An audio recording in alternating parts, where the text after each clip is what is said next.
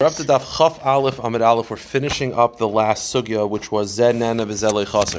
So there's a discussion if I squat on your property and I'm avoiding paying rent, so I'm Nana, but you weren't going to charge rent for this anyway. This is an extra property that there was a guest house. You were never going to charge for rent anyway. So it's a shaila. Do you have to pay Zen Nana V'Zelei Chaser? We've been going back and forth the last amid and a half about different opinions. So the Gemara says like this: Shalach Rav Abba bar Zavda Mari bar Mar. Rav Abba bar Zavda asked Rav Mari bar Mar, Boy Minei Rav Huna. He said, please ask Rav Huna the following question: do you have to pay in such a situation? Please ask Rav Huna if Zen Nana V'Zelei Chaser is chayiv or pater. Okay. So Rav Huna, while this was going on, by the time he got there, Rav Huna had already passed away, so he couldn't ask him anymore. Amrli Rabbi Rav Huna. But his son said, I remember my father said in the name of Rav the following: you do not have to pay. Zen Nana V'Zelei Chaser is pater. You don't have to pay. Okay. But he said a second line. If you rent a house from Reuven, you have to pay Shimon. What does that mean? If I rent a house from Reuven, I have to pay Shimon. I should pay Reuven. Well, what does this mean? So the Gemara says, Shimon ma'avideh. Why would I have to pay Shimon? I rent the house from Reuven, I have to pay Shimon. Why would I have to pay Shimon? So the Gemara says, the case is hachi kamer. Nimtza habayis shel Shimon ma'lo ischar. If I'm renting from Reuven and then I find out it doesn't actually belong to Reuven, it's actually Shimon's property. Reuven claimed it was his property, but it turns out it's Shimon's property. You got to pay Shimon. Okay. I mean, I'm renting it from Reuven, and then I find out it was actually never Reuven's; it was actually Shimon's. So you have to pay the rent to Shimon. It's a davar pashut. Here's the problem: not only is it davar pashut, it's a contradiction. You just told me Zen Nana V'Zelei Chaser is pater, which means that if I'm renting someone's house without his knowledge, I don't have to pay for it. Yeah. Now, second case, I'm renting it from Shimon, obviously without his knowledge, because I didn't even know that he existed. I thought it was Reuven's property. So I shouldn't have to pay anybody because Zen Nana V'Zelei Chaser. The Gemara says, Tarti, how could these two rulings coexist? The second case is that you're renting the house from Shimon. No, Reuven. You thought Reuven was the owner. You thought Reuven was the owner. You find out, and you weren't paying Reuven. You were paying Reuven. You weren't paying Shimon. You were paying Reuven. Yeah. Mm-hmm. You thought he was the owner. Yeah. But he wasn't. Right. So now you have to start paying Shimon. It's a very, very simple ruling. So the question is, why isn't it Zen Nana V'Zelei Chaser? The answer is no. It's a very obvious answer, and that is not if Shimon was charging rent. Meaning, Zen Nana V'Zelei Chaser only applies if you squat on a property the guy didn't want to make money off. So that's Zen Nana V'Zelei Chaser. This case, Shimon would have liked to rent it out. He didn't know that someone else. This was one of Shimon's rentals. He didn't realize that Reuven was pretending to be the owner and taking money for it. So it's not Zen Nana V'Zelei Chaser, it's Zen Nana V'Zelei Chaser. The case of Zen Nana V'Zelei Chaser is he's staying in someone's house where he doesn't plan on renting it out anyway. This was the case. The guy wanted to rent it out. He didn't know. He lives overseas.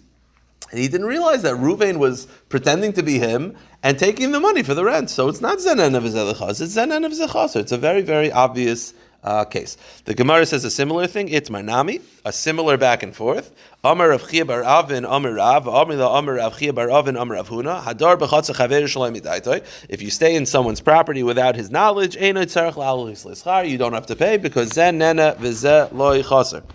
V'asoicher bayis mibnei ha'ir ma'ila schar l'bailov. But he also said, if you rent a house from the townspeople, you have to pay rent to the owner. I'm renting a house from Shimon, I have to pay Reuven. Why? The Gemara says, well, I don't understand. If I'm renting the house from the townspeople, why do I have to pay other people? Well, what's going on? The answer is the same thing. What it means is, if you're renting from the townspeople, then you find out they're not the real owners, you got to pay the real owners. So the question is, Tarti, isn't this a contradiction? The answer is no. I have to check it up. Even if it's Zen Nana V'Zelei Chaser, which by the way, not always the case. Not always is that the case. But there's also a yashrus element also that you have to take into account. So someone asked me yesterday. It was a question from their son. I don't remember. It was a phone. I don't know what it is. Someone asked me that basically someone's pencil case fell to the floor in school, and he didn't want to pick it up. Can he put his feet on it as a footstool? So it's actually interesting. So it's like a shtickle, Zen Nana V'Zelei Chaser. But I said it's not right. I said no, you shouldn't put your feet up on someone else's property. It's going to make the kid feel not good, so you shouldn't do that. So you have to, yeah, as I said, you shouldn't do that. But again, from a technical Zen end, you have to know, but it's also making the kid feel bad is also important. Now, the Gemara says like this: we've had a discussion till now of I am squatting in your property. Do I have to pay? The whole premise is I'm benefiting and you're not losing. The Gemara actually says you actually benefit. Because for two reasons, as the Gemara is going to explain, a property that's uninhabited is actually not good for two reasons. First of all, Shadim would live there and attack and destroy the place. So by me living there, I'm actually helping you because I'm avoiding Shadim. And also secondly, on a practical level, if someone's in the house, forget about Shadim, you'll notice mold, you'll notice there's a gas leak. Someone in the house, it's like when you go away for like a month, you ask people, hey, can you stop by the property, make sure that the water pipes don't burst. So there's two reasons why it's zenena of zenena. It's actually not loichaser. The homeowner is actually happy conceptually, obviously assuming that he doesn't damage more than he does. But the concept of someone staying in your property is actually not a bad thing. It avoids shadim, and on a practical note, it creates it that if there's a gas leak, if the pipe burst, someone's there to notice that. That's also a significant. So that should be that another reason why I don't have to pay, in addition to the shayla of zen and of zelichasa. There's another Gemara that said that the more people in the house is more of a bracha. Correct. So maybe that's part of it. It avoids shadim. It also, that's the part of it. So the Gemara says like this: Amar of Schayra, Amar of Huna Marav. Hadar b'chotz chaver shalom midaita. If you stay in someone's property, that is knowledge. Ein etzayich la'alos eschar. You don't have to pay. Not because zen and of zelichasa. More than this. Mishum she'namar v'shia yukashar. The pasuk is a pasuk in Yeshaya. V'shia yukashar. Shia means empty, desolation. Yukashar causes more destruction. Meaning, having an empty house where no one's in will cause it to become dilapidated further. Why? Because of shadim. So therefore, by you staying there, you're avoiding the shadim. Amar Mar Baravashi l'didi chazim menagel chetur. Mar Baravashi said, I once saw one of these shadim, and they're hammering the wall like an ox, banging against the with its horns. So by you staying in the house, you're actually avoiding shadim. So that's another reason. Similarly, Rabbi Yosef Amar Beisa Miatcha Yosef. Rabbi Yosef said, I agree with that, but not because of shadim, but Beisa Miatcha Yosef. An inhabited house remains inhabited, meaning you're there, you'll notice there's a gas leak, you'll notice the fire alarm is not working, you'll notice the pipes aren't bursting. It's pashut a good thing. Forget about shadim. It's a good thing to have people in the house. So the Gemara says, what's the difference between these two views? They're both basically saying the same thing. Someone in the house is good for the homeowner. What's the difference whether it's shadim or whether it's practical? So the Gemara says, the case is, what if the guy doesn't live there, but he keeps all his stuff there? He keeps his storage there, he keeps his wood there, and he goes in every once in a while to taste stuff out. If the pshat is shadim are not going to be there. If there's storage being kept there, you go in every once in a while. That's all enough. Shadim will attack the classic, like the spooky houses that the neighborhoods have, where it's like boarded up, mammoth. That's where they'll go. If you have a house that's used for storage, they're not going to attack there. So therefore, mitzad shadim, there's no purpose of you being there because you're not helping the shadim because there's no shadim anyway. But if Rav Yosef is right that the reason is to practically make sure that the gas isn't a problem and there's no animals, so that even if it's being used for storage, there's someone out there 24/7. Being someone there on a regular basis will help. So if that's the cheshbon, then you're still helping and you should not have to pay. That would be the difference between these two views. The Gemara continues. Hahu gavra debodna apadna akilkata deyasmi. There was a person who built a mansion on it was like an empty field that was owned by orphans. They own this open lot, and a guy built a mansion on top of it. So the Gemara looks at it as zen and v'zelichasa. They weren't using. It was an empty lot that the orphans weren't using. See, the reason why nowadays it's so crazy to us is because we don't really have lots of land that you'll never use. By us, even if I'm not using it now, I'm going to use it in the future. Back then, they used to own just acres, pashit, and it was like a middle. You could mamish have someone upstate that owns 20 acres, and a guy takes a small plot of land in the middle of the acres, in the middle of a forest, and he puts up a little shack. You can see it's mamish zen and it's helpful. It avoids animals, like we said. So the Gemara says this guy built a mansion on top of this dilapidated area of orphans. So Rav Nachman confiscated the mansion as payment. The guy didn't want to pay, so Rav Nachman actually confiscated the mansion away. So you see that Rav Nachman made him pay for the land. why isn't this zenena v'zelo chaser? It's seemingly zenena v'zelo chaser, and Rav Nachman made them pay. So you see, zenena v'zelo chaser is chayiv. So the Gemara says, Leima kesav Rav Nachman adar b'chasav shel medayt tzarich lalis l'schar. So we could deduce from this that Rav Nachman holds zenena v'zelo chaser is chayiv. The Gemara says no. The case was, it wasn't zenena v'zelo chaser. The case was that the orphans were actually getting paid a small rental fee. I don't know. The Gemara says, "Home kara karmoi have a darbe." Originally, they were people they were called the karmoi people. There were certain villagers, whatever, maybe Bedouins, where they would actually stay every once in a while on this land, and they would pay a small amount of rental fee. By this guy building his mansion, it's not zenen of chaser, it's zenen of zechaser, because now I can't rent out that land. So that's why he made him pay. It wasn't Zenan of Zelichas, it was Zenan of Zechas. You're stealing my ability to rent out the land. Maybe he would rent it out for the carnival. Every year the carnival and fairs would rent out the land, and now he can't because of this mansion. So the Gemara says, Yoav Eliasmi Davar Mu'at. They didn't charge a lot, but these Carmenians would give a little bit of money for rental of the land. So Amrle Zil Paisli Yasmi. So Rav Nachman told the older of the mansion, you got to at least pay that because you're causing them not to be able to collect that rent. And he refused. So Agri Rav Nachman. So he collected the mansion. But the fact that they're Yasme is no. No. It's just a Maisa Shahaya Kachaya. It's irrelevant. I guess it does help that because the Yisayim and Rav Nachman got involved a little bit more as opposed to them, So why wouldn't everybody claim that they're just squatters and have a society? I don't think that people like to feel like they're ripping off people. I just think that the people want to. If you could afford it, Ratsa Isha Teshkav Mishaloi, Kav Echa Mishaloi, Teshkav Mishachaver. I think you're right. I mean, conceptually, and this is like I said, I don't know how much it applies. Okay, now this next sugya is very important. This is the trickiest part of the daf. It's not very tricky, but here's what you got to remember.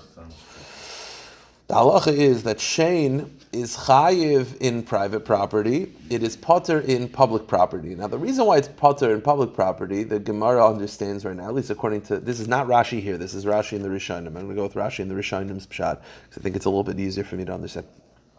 They understand that the reason why shein is potter in Rishus Harabim is because it's not just Gzeres HaKasev. I mean, the pasuk does say bir b'stei acher, but it makes sense. You put fruit where my animals have permission to go. Why am I responsible? That's on you. That's not on me.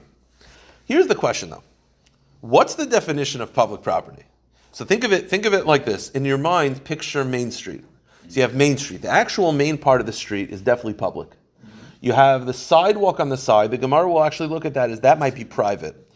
Then there's the part of Main Street where it's like the sides of Main Street where the cars are parked. So the people aren't traveling there, but there's definitely stuff there. So is that public, is that private? That's what we're going to analyze right now. Now the Mishnah said the following lashon. I'll get it. The Mishnah said like this. The Mishnah said, I'm sorry, I have this from yesterday. The Mishnah said, Bamedvar Murim, when is it shein? B'shus harabim, b'shus hanizik. When is shein chayiv? In the private property. Aval b'shus harabim potter, but if it's in public property, it's potter. And when it's potter, by the way, you don't pay what you damaged, you pay what you benefited from. That we had yesterday, right? You mishlemis masha nenis, not mishlemis masha hizik. Okay. Then the Mishnah said, Im nenis mishlemis nenis, ketzad. Mishlemis masha nenis, achla mitoicher chava, if you're eating in middle of Main Street. So you leave fruit in the center of Main Street, mamish or rishus harabim potter. Okay. That's mitzider achava, but the sides of Main Street, meaning the sidewalk part, that says the Mishnah, Mishlamis Masha Ezika. You have to pay what you damaged because that's private property. Again, it doesn't necessarily own by you, but that's private enough that shein would be chayiv. So we have the middle of Main Street and we have the sidewalk. Now here's the question we're going to decide. The middle of Main Street is potter and the sidewalk is chayiv. The question is, what about where the cars are parked? So the animal doesn't walk there, but the animal can reach its head and chap. The question is that public and I'm potter, or is that private and I'm chayiv? That the Gemara says is a machlokes Rav and Shmuel. Says the Gemara, Omer Rav. Rav says ubi machazeres. Rav says that you're chayiv if it's machzeres. Machzeres means that it's not in the main side of the street, but the animal can reach its head across. So because it's not in the main side of the street, it's not in the main street, it's where the cars are parked, that's chayiv. That's chayiv. That's considered Rishus HaYachid for the laws of shein. Shmuel disagrees. Afilu machzeres nami pater. He says, no, that's public property. So according to Shmuel, the main center of the street is public. The car park area of the street is also public. So the Gemara says, L'Shmuel heichi mashkech l'mechayev. So what part of Main Street is chayev according to Shmuel? So the Gemara says, going to shavke l'rchava v'azav v'kama b'tzida rchava. The sidewalk part. You have to go off the road. So according to Shmuel, the entire road part is public property and potter. The cars where the wagons go, or the horses go, and the cows go. That's all. And the cars where the cars are parked, because the animal, even though the animal can reach its head, but that's also considered public property. Rav disagrees. It's machlekes Rav and Shmuel, but everyone agrees the sidewalk area where you have to go off the road, although it's technically a main street, that's private. Okay. They have the same focus by Shabbos too, no? Tzidei Rosh Hashanah. So Tzidei Rosh Hashanah is interesting. Tzidei Rosh Hashanah I actually think is a little bit more off to the side than this. Tzidei Rosh Hashanah is not even on the street. This is mamish on the street where the cars are parked. I think this Tzidei Rosh Hashanah is a little bit more, because Tzidei Rosh Hashanah is a matter of where people are traveling. The definition of Rosh Hashanah for the laws of Shabbos is ease of travel. This is different. It's a good point to make, and that is when it comes to Rosh Hashanah on Shabbos, the definition of Rosh Hashanah is ease of travel. If people walk there, it's Rosh Hashanah. If people don't really walk there, it's not Rosh Hashanah. So, like in Eretz Yisrael, if you think of the Meir Sharon, we have those little alleyways on the side. It's not easy to walk there. But you could walk there. So that's a machlek. See the Rosh Hashanah. Over here, the definition of Rosh Hashanah and Rosh Hashanah is not ease of travel. It's, is it normal for me to leave my stuff here and not expect someone else's animal to eat it? You see, you put something in the middle of Main Street, dude. Come on, like that's where animals are. You put mamish something on the sidewalk, animals are not supposed to be there. They're not supposed to eat it. If they eat it, you're chayiv. The question is, the car parked area of Main Street, the animals aren't walking there, but they could reach their head there. So that's the hungry hippo thing. They could reach their head there. So the question is it chayiv or is it potter? It's a machlekes. Fine. So that's the machlekes Rav and Shmuel, and they're commenting on the Mishnah. Now, some actually don't have them arguing on the Mishnah, some just have them as a standalone machlokes, and that is, machzeres, what if it's by the area of Main Street where the cars are parked, so the animal can reach its head, but it doesn't walk there? Rav Amar Chayev, Shmuel Amar Patur. It's machlekes Rav and Shmuel. Ulu Shmuel mashlemes mashazika heichim mashkechas l'mechayev. So according to Shmuel, that it's potter, when is it chayev? Kigoin deshav k'l rechava v'azav v'kam mitzid rechava. The cases where it goes to the sidewalk area. Fine. Shine.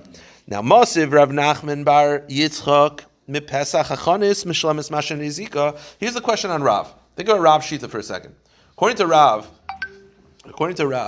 if the Main Street, the center of Main Street is potter, yeah, but the car part is chayiv. So according to Rav, the only thing that's public property and potter is the center of the road. The sides are already private property. Here's the shayla. Go to the next line in the Mishnah. The next line in the Mishnah was that if the fruit is from the front of the stand of the stores, it's potter because that's public. Let me ask you a question. According to Rab, the only time it's potter is the center of Main Street, not the sides. You think that in the center of Main Street they had stores? They didn't have stores in the center of Main Street. How would you ever put a think of the shuk? The stores were where the cars are parked. So the Mishnah says that if the animal eats from in front of the store, it's potter because it's public. The store wasn't in the center of Main Street; it was on the side. So you see, the side is potter. It's not like Rav. Again, Rav's shita is that the center of Main Street is potter, but where the cars are parked is chayiv. But then the next line in the Mishnah says that if the animal eats in front of the shuk, in front of the store, it's potter. You think the store was in the center of Main Street? Of course not. It was on the side. You're still paying for what it is. Mashanenis. Right. Only Mashanenis, not Mashahizik. It's potter. So it's potter mitzad shein. So think about it. When you go in the shuk in Yerushalayim, the fruit aren't in the center; they're on the sides. Says the Mishnah, if you eat from in front of the pop-ups, I don't know a good word. The kiosk. If you eat in front of the kiosk, you're potter. The kiosks were not in the center; they were on the side. So you see where the cars are parked. You see where the cars are parked is potter, not like Rav. It's mafurish. So the Gemara says, "Heichim mashkechza pshida machzeres v'kam the mashanenis. Mashanenis is mashizika lo." So it's a mafurish akasha on Rav. So the Gemara answers, here's the case. The case is where that, again, Rav shita is the only thing that's potter is dead center where the animal walks. Here's the problem: how are you also potter in front of the kiosk? The kiosk was not in the center. The answer is the kiosk could be in the center. And if you look at Rashi, he has the case. The case is where the kiosk is on the side, but it's a narrow street that opens up. So actually, you're walking in, the fruit is actually in the center, right where it walks, because it opens up. You see what I'm saying? Meaning, it's not in the center, it's in the center of Rosh Hashanah. You say, well, why would it be in the center? The answer is because it's a narrow street. They put the Gemara says, the Kamma 21a-21b. ArtScroll has a picture also. Yeah. It's that the animal's path is dead center. So you say, so if it's dead center, then how is it? The answer is because there's a large Rosh Hashanah and then it sort of narrows. In the narrow part, it's in front. So when you're walking, it actually hits dead center. You see what I'm saying? That narrow part, whatever it's considered still part of Rosh Hashanah. So therefore, it's not. So we ask a question like, why would the kiosk ever be in the center? The answer is because if the kiosk is jutting out from the side, and it's a narrow street, then it actually does hit the center. If you see the ArtScroll, they have a picture. You see what I'm saying? I have a picture. So in such a situation, that's a rare case where the kiosk is actually going to be in the center. The kiosk is actually going to be in the center. Boom. So the kiosk is in the center. We assume that a person would never put a kiosk in the center of the street. The answer is, well, they wouldn't put it in the center of the big street, but they put it in, it is the center of the street. Now here, Ikad Amri, and some have a different version of the machlekes. Machzeres kuli amle pligi dechayiv. Everyone agrees that the sides of the street is chayiv, that's private property. Ki pligi, so what's the machlekes? B'makta makam mershusai l'rshus harabim. Here's the case. The case is as follows. A guy's property is leading mamish up to Rishus Harabim. But he doesn't like that so much. So what he does is he pulls back his property line 5 feet, builds a wall. So now he has 5 feet from his wall to Rosh Hashanah that's his, and he leaves his fruit there. People are allowed to walk there because he doesn't have a wall up there. That's where people ate from. That's the case. So it's technically, meaning his property line is mamish up to Rosh Hashanah, but he didn't want to like it. So he pulled his line, he made a wall 5 feet before. This is still his property, and he filled it with fruit. And then animals, but people are able to walk there. Yes, they have permission to walk there, because he doesn't mind. So, but it's still technically his, because he wasn't mafker it, but practically people walk there all the time. So it's private but public. So the machlokes is, if the animal eats there, are you chayiv? The Gemara says, and this is what you mean to say. He looks at his potter because he looks at his mamish public domain because people could walk there. Shmuel disagrees. He says, no, that is chayiv. Now, so it seems to be a machlokes of whether people are allowed to eat the food there. So the Gemara wants to compare this to the following machlokes. Okay, this is the only thing I was tricking out. I've been thinking about this a lot last night and this morning. So here's the deal. The guy, again, pulls his property line back. He still owns it, but it's filled with fruit. And people are walking there because it's really a part, it became a part of Main Street. So it's tremendously easy for... Correct, but it's still technically his. Yeah, so it's like Rosh Hashanah or Rosh Hashanah, kind of the both. So like you're setting up a bar Rosh Hashanah. Exactly. So the Gemara actually says, the Gemara feels lema bibar b'shusa kimiflagi. Maybe this should be comparable to the following machlokes. Now here's the deal. This is actually a very good point. You generally do not have a bar b'shus harabim that belongs to you, because Rishus Harabim doesn't belong to you. There's one case where you could, and that is, let's say I have the same thing, 5 feet up to Rishus Harabim. I pull back my property line. I dig a pit, and I mafker the land around the pit, but not the pit itself. So people are walking. And they fall in. Am I chayiv or am I not? You're only chayiv a bar b'shus harabim.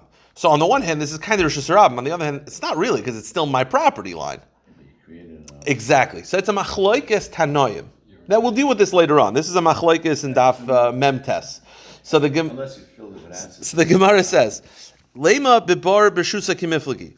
So that's a machlokes whether you're chayiv in such a situation. What does that have to do with this? The Gemara looks at it like this. If that area is considered a bar, if it's considered, if the fruit, we look at the fruit as sort of like a bar. If the fruit is a bar, then you could eat it without. If a bar would cause you damage, you're allowed to eat it. No one would make me pay for let's say you put out a spike in the middle of Main Street and I took it, you can't take me to court for taking that spike. So if this is considered a bar b'shus harabim, that I'm actually chayav for damages, then I'd be allowed to eat the fruit. But if it's considered not a bar, then I would be considered potter, then I would be chayav for the fruit. The Gemara looks at them as sort of a similar way. The same way that bar is a machlekes, this fruit is sort of like a bar. You're being machshel people. So the Gemara says, Lema bebar b'shusa kemiflagi. Rav da'amar potter kasavar bar b'shusa chayiv, v'shmuel da'amar chayiv kasavar bar b'shusa potter. Let me just read Rashi for 1 second, if you don't mind. Look at Rashi. Lema, if you look at it's I don't know, like 10 lines from the bottom of the thin lines. Rav Shmuel b'chayfer. Yeah, Rav Shmuel b'chayfer bar b'shusay b'hifker reshusay v'lehifker bar kemiflagi. This machlekes is very similar to the machlekes that again you're mafker the area around the bar but not the bar, and you dig a bar. So it's a machlekes nechleku pelukta de Rav Shmuel v'Rav Akiva de pligable lakaman perak shar shanagasapar. It's machlekes tanoim. The Rav saber Rav holds chayiv. Rav holds that in such a bar is chayiv umusham hachi, meaning that I would be responsible for anyone that fell into that bar, so that area is my responsibility. Umashamachi, or if it's a bar, then patura. If it's a bar, no one is going to make me pay for eating my fruit if that fruit is a michshel to people. But because you put, it's like you said, you put the fruit out there, that's mamish like a bar. And if an animal were to slip on it, you'd be chayiv. So if that fruit's a bar, that I could be responsible if someone slipped on it. No one's going to have to pay me if someone eats the fruit. And the Gemara is going to analyze there's a big difference between a bar and a fruit. That's the Gemara is going to do in a second. The kaimla mniachas akad kol hamekalkin b'shus harabim shezikun chayavin l'shalim ch'lamachzim minzacha. Anytime you have an item in rishus harabim that if it causes damage, I'd have to pay. Someone could take it without me having. So this machlokes of whether I have to pay for the fruit in this area that's withdrawn, the Gemara looks at that fruit as sort of like a bar b'shus harabim. So if you're chayav for a bar, I don't have to pay for the fruit. If I'm pater for the bar, I will have to pay for the fruit because the Gemara is looking at this fruit as like a bar, and the Gemara now says they're not the same at all. For two different reasons. The Gemara says, Amalach Rav, go to the next page. Bish, Ba'alma bar b'shusay potter. Rav says, really in general, you could look at this bar as being potter. So why is it that in this case, I'm not responsible for the fruit? Rav looks at it, you don't have to pay for the fruit. Does that mean that he looks at it as a bar? He says, no, it may not be a bar. I still don't have to pay for the fruit. Why? Shani hacha de Amar, Lav kol kiminach de mikarvis leil perisechel or shesaram mechayvis l'taroi. Because the owners of the ox can say to him, it's not fair that you're putting this fruit out so close and you're being machshel our animals. Yeah, meaning by a bar, you can have a shaila of, is it my responsibility to make sure no one falls in? Do they see it? Do they not see it? That's one shaila. Rav is saying, in this case, you're putting fruit in an area that animals have access to. That's on you. It's not related to whether it's a bar or not. Could be a bar, could not be a bar. That's still on you. You shouldn't be machshel them by putting fruit in an area that animals go. Shmuel says the opposite tact. Ba'alma bar b'shusay chayiv. Debishlim bar ikalamemu adaite el peris miikalamemu lav adaite hachasile. Shmuel says the opposite. I actually could say, listen, by a bar you could say you're responsible because no one sees the pit. No one looks down. Over here, there's fruit all over the place. You should see the fruit, take the animal around it. So he looks at it as, Rav looks at it as worse than a pit because what do? You're putting fruit by an animal. Shmuel says, no, it's better than a pit, because a pit you legitimately may not see, you might fall in. But over here it's like, well, you don't see the piles of apples? You see the piles of apples. Go around it. So it's a machlokes of whether this is better or worse. But the point is, it's unrelated to a bar. Now, we said before that the area by the side of the road where the cars are parked is a machlokes Rav and Shmuel if it's shein in Rishus Harabim or shein in Rishus Hayachid. The Gemara says, I think it's a machlokes Tanoim. Leima machzeres Tanoim. I think it's a machlokes Tanoim. How so? Because it says the Tanya Achel b'teicher chava. If you eat from that area of Main Street that by the cars are parked, mishlemes mashenenes. You only have to pay for what you benefited, not for what you damaged. Meaning it's Rishus Harabim and your potter. That is mitzider rechava mishlebes mashazika divrei Rav Meir Rav Yehuda. So Rav Meir and Rav Yehuda very clearly say that where the cars are parked is Rosh Hashanah and your potter. What is Rav Yossi and Rav Elazar omrim? Ein darka le'echel lahalich. It's only normal to eat when you're walking. Now, what does that mean? They're clearly arguing, but they're a little cryptic in what their argument is. Are they saying that it's normal to eat there, and therefore you're chayiv? Well, what are they saying? So the Gemara says, Rav Yossi hanitana Kamma. What is Rav Yossi coming to explain? Ela machzeres. It must be that Rav Yossi is arguing about the first case. The cars are parked. You put the fruit there. The Tana Kamma feels that that's Rosh Hashanah and your potter, and Rav Yossi says no, that's Rosh Hashanah and your chayiv. Tana Kamma says machzeres not mishal mashanenes. Rav Yossi mishal mashasika. That used to be the machlokes. The Gemara says low. Again, but any time you have Tanoim that are arguing in such a cryptic fashion, it's a little bit hard to pin down what the machlokes is. So the Gemara says low. Dekuli alma machzeres ikaravi kishmul. It could be on the side of the roads. Everyone agrees chayiv. Everyone agrees potter. The Gemara says. Oh, I'm sorry. I made a mistake on this one. The machlokes is whether machzeres. Machzeres means, we're reaching over the area where the animal can reach its over. Yeah, I'm sorry. So it could be machzeres. Everyone agrees. Chayiv. Everyone agrees potter. I'm not sure exactly what everyone holds. Hacha bebir b'seyacher kamiflagi. My saver beer b'seyacher loy b'shis harab. My bar b'seyacher loy b'shis hamazik. Meaning like this. The Tana Kamma feels that if you eat on the side of the road where the cars are parked, you're potter. Why? Because it's a Rosh Hashanah. Rav Yossi disagrees. Why? Because Rav Yossi feels that where the cars are parked is Rosh Hashanah. Maybe not. Maybe Rav Yossi feels where the cars are parked is Rosh Hashanah. Maybe he holds that Shein is chayiv in Rosh Hashanah. What? Why would he? Because he disagrees. He disagrees with the entire drasha. Yeah. I keep. You don't use cars. You use it as a people with the little bagel. Obviously, the cars. I'm sorry. The cars are just the area of the road. They would put their carts. They put their carts. The point is like this. They should know animals are walking. Exactly. So Rav Yossi feels that part of Main Street is chayiv. Now, I hear chayiv and I say it must be private property. The Gemara says no. He actually holds it's public property. So why is it chayiv? Because he holds your chayiv shein in Rosh Hashanah. Right. Who says that you're potter Rosh Hashanah? Now, what's the source that you're potter Rosh Hashanah? Because the pasuk says "Bier b'stei acher v'lo Rosh Hashanah." That's not Rav Yossi's shita. Rav Yossi's shita is "stei acher v'lo stei hamazik," meaning there's three different situations. There's again, my animal breaks into your property and eats fruit. I'm definitely potter. My animal, I'm definitely chayiv. Breaks into your. Okay, then you bring fruit into my area, into my cow's animal. Then you're definitely potter. And then there's Rosh Hashanah.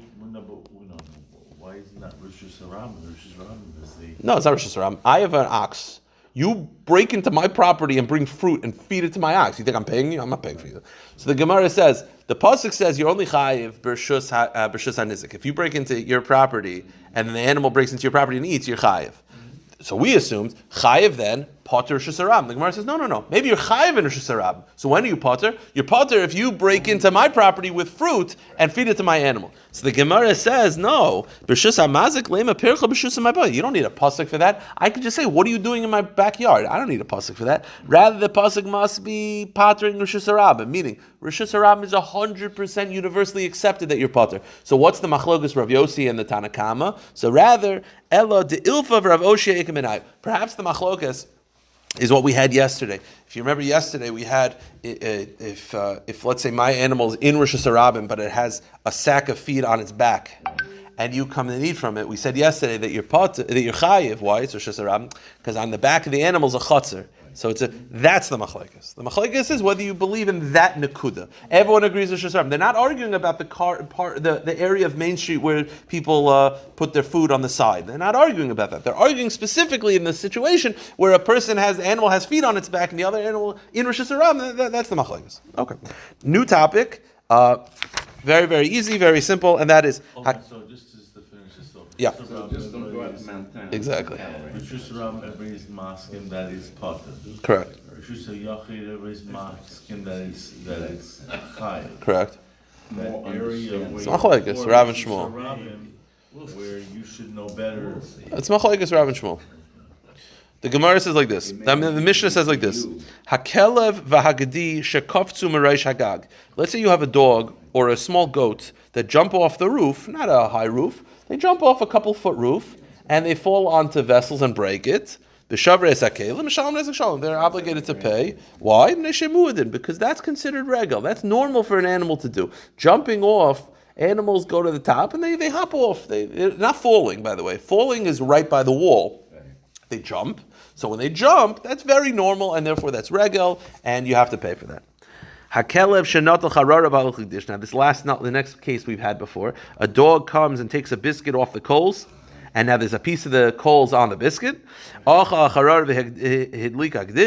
he put the biscuit down, ate the biscuit, and the coal ignited the field. So ala charara mishalem nezek shalim. On the biscuit you pay 100% because that's shein. Ala gedish mishalem chatzi nezek. And on the field you pay chatzi nezek that we had yesterday. That's because a couple days ago that's tzroris, pashtus tzroris. Okay, we'll get to it. Now the Gemara just like this. The case of the first case. That's what we're going to analyze today. We'll be done in 5 minutes. The dog is on top of the roof and he jumps off and he breaks the vessels. That's regel. The Gemara says, "Taima the kafsu." The implication is that you're only chayiv because the animal jumped, and that's very normal to jump. Hanaflu. Now, what if the animal fell? Now, falling is not normal, so I wouldn't have to pay for that. At least not full. I wouldn't have to pay. That's an onus. I don't have to pay anything. If the animal falls, that's not my responsibility. Taima the kafsu hanaflu potter. What do you see though? This is a case of what we're going to have throughout the Babas, and that's called Tchilasai B'Pshia V'Seifa B'Oinus. Meaning, the end of the story was an onus. It fell, which is an act of God. But why is it up there on the roof? You should make sure it's not on the roof. That's a Pshia. So it's Tchilasai B'Pshia. You let it get on the roof, which is a Pshia. But the end of the story is that the damage happened out of your control because the animal fell. Potter. Tchilasai B'Pshia V'Seifa B'Oinus is Potter. So the Gemara says, Tanya Mihachi, we have a brayso that similarly says, Hakelev Agdisha Kasim Reish Agag V'Shavar Sakelim Mishalem Nezek Shalom Naflu Paturin, that if it fell, you're potter, because it's out of your control. So why? Because Tchilaso B'Pshia V'Sofa Ba'ones is potter. Now let me ask you a question. What if you hold Tchilaso B'Pshia V'Sofa Ba'ones is chayiv? So why does the brayso say if the animal fell is a potter? It should be chayiv. At the end of the day, it started with a pshia. What are you doing letting your animal get on the roof? What's the case? Why am I chayiv?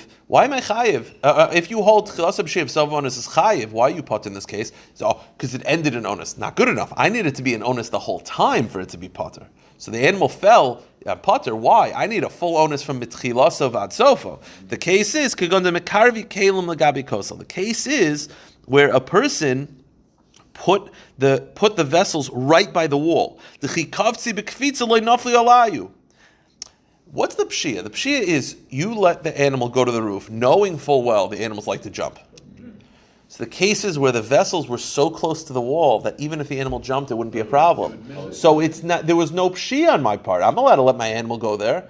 It happens to be really bad luck. The animal fell off the roof. No. It fell off the roof and it fell directly onto the vessels. Meaning you. So it's an onus from the beginning to end. The pshia is allowing the animal to go to the roof knowing he'll jump. No one would know that the animal would fall. But at any moment, someone or Shushabim could bring their stuff. And it was still a pshia that... The Gemara looks at the pshia is the fact that the animal is going to jump. I understand. So even if the animal jumped, it wouldn't be a problem because the kalim were... They would have missed the kalim. Because it would have missed the But kalim. I'm saying, the fact that your animal's up on that roof and can jump at any point, and people are constantly... I guess you got to look at it at the time. At the time, there wasn't something there. Correct. So the Gemara says, "The chikavsi bekfitz loy nafalayu, va'afil tchil b'shir leka." Amr azvid b'shrei derava, pam shayli filu naflu nami chayiv. The Gemara has this and with this little like riddle. Even if the animal fell, you're chayiv according to everybody. Even if you hold chilas b'shir savonus as potter, if the animal fell, you're chayiv. Why? The animal fell. It's an onus. Why would it be chayiv? The answer is mashkech zal b'kosarua. The case is where the wall is rickety, so you know full well he can't jump without part of the wall falling. So it's tchilasai b'pshia, b'sofo pshia. So the Gemara says, well, why is it a pshia? Because it's a rickety wall. But what makes it a rickety wall? What's the pshia? You shouldn't even let the animal go there because why? Because when it's a rickety wall, the wall will fall apart. But what ended up happening was the wall didn't fall apart. The animal fell off. So the Gemara says, what are you concerned about with a rickety wall? What makes a difference in a rickety wall and a non-rickety wall? It's the fact the wall will fall apart. The wall didn't fall apart. The animal fell off. So the Gemara says, so what's